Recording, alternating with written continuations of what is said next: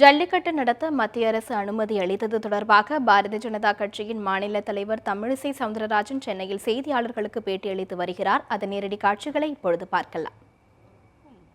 அந்த துறை அமைச்சர் மரியாதைக்குரிய பிரகாஷ் ஜவடேகர் அவர்களுக்கும் தமிழர்களின் உணர்வையும் தமிழக பாரதிய ஜனதா கட்சியின் உணர்வையும் ஒன்றிணைத்து இதற்கான முயற்சியை செய்த நம் மாநிலத்தை சார்ந்த மத்திய அமைச்சர் திரு பொன் ராதாகிருஷ்ணன் அவர்களுக்கும் எங்களது உணர்வுகளை புரிந்து கொண்டு மிக தெளிவாக அதை அரசாங்கத்திடம் எடுத்து கூறிய எங்களது அகில பாரத தலைவர் திரு அமித்ஷா அவர்களுக்கும் தமிழக மக்களின் சார்பில் நன்றியை தெரிவித்துக் கொள்வோம். அது மட்டுமல்ல, இதற்கான கோரிக்கையை வைத்த அத்தனை அரசியல் கட்சி தலைவர்களுக்கும், கொள்கை மாறுபாடு இல்லாமல் இந்த கொள்கையில் உறுதியாக இருந்த அத்தனை அரசியல் கட்சி தலைவர்களுக்கும் தடையை நீக்கி வெற்றி கிடைத்தவுடன் அந்த மகிழ்ச்சியை எந்தவித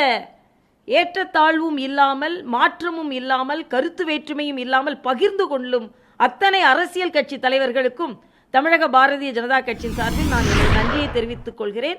தமிழக உணர்வோடு இந்த பொங்கல் கொண்டாடப்பட போகிறது என்பது மட்டுமல்ல,